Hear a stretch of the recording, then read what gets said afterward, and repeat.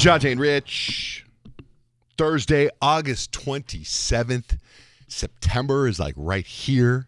I mean, it's crazy how time flies. I mean, it just seems, I saw a meme, it seems like, I can't believe it's almost September. It just seemed like it was March 16 years ago. I know, it's like the longest, shortest year. Yeah. It's very bizarre. Well, you can call us at 877-937-1047. You can text us, text JJR and whatever your message is to 96893. Some big TikTok news. I know the CEO quit, but some bigger TikTok news. Suzette now can make money on TikTok. Explain. Yes, sir. Yes, I can. So yesterday, or the day before, I received a notification on TikTok, and it said, you're invited to be part of the Creator Fund something. And I was like, okay, what is this? So I clicked on it, and then it basically let me apply to become like a creator of content. Uh-huh. And I was like, okay. So I applied. I put a couple things in, and then it like right away came back and said, all right, you're approved. And it took me to this page where it shows like a balance, and I have like $0 in there. But apparently I was like Googling it, and I know someone else that was approved for this too, and they said you'll get a couple cents every 1,000 of views that you get. And I'm all, yeah, this is what I've been working on right here, trying to make that TikTok money. But I feel so much pressure right now. And like the videos I want to post just don't feel good enough. So now I'm having a really hard time posting. You got to post. Okay, think about this. Addison Rae did her WAP video and got 75 million views and made $2,000. Right? It seems like Crazy. you got to put a lot of views to make anything. Yeah, so it's just like, it doesn't matter if it's good enough. Just pump them out. Yeah, exactly. Probably like $10. You got to do just the masses of stuff. Who cares about quality? And don't you have a few? Yeah, no, for don't real. you have videos you haven't posted yet in your queue, Suzette? No. Those are horrible. But, no. But yeah, it's literally the simplest videos that go viral, that get really big. So I guess I should just like get out of my head, because I'm trying to make at least $10. Yeah, you can't predict what's going to catch. Yeah. You never know. So if I start coming to work all glammed up, looking really good, it's probably because of TikTok. Good. Yeah, you really don't know what's going to catch. Like my sister, I remember her telling me, let's do this ADHD TikTok. I'm like, no, that's stupid. And we did it, and it has over 1 million views already. And it's like, it blows my mind. I wonder how much money I would make off of that. $5? If I was, $1 million That's views. positive. Yeah.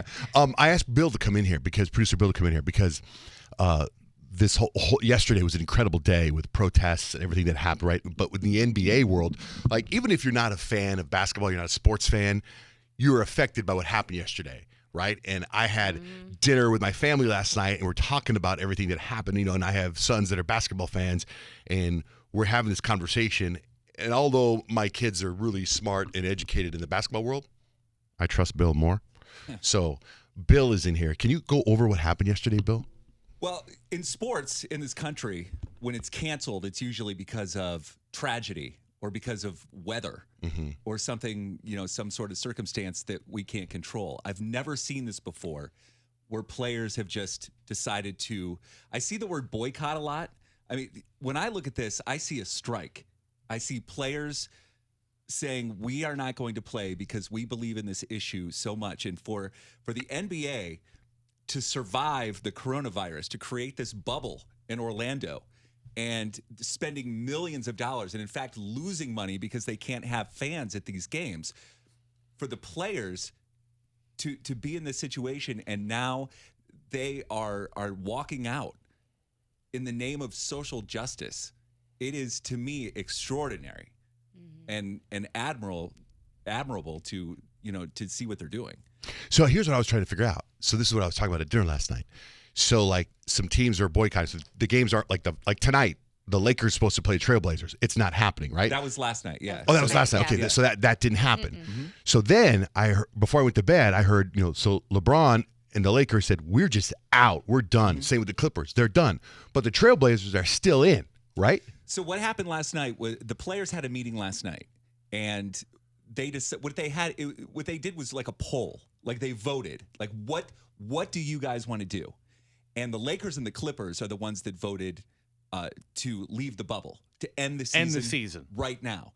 So that's not exactly what they're going to do. That's what they voted to do. Oh, okay. So all of the other players voted to keep playing. Oh, so they still might play.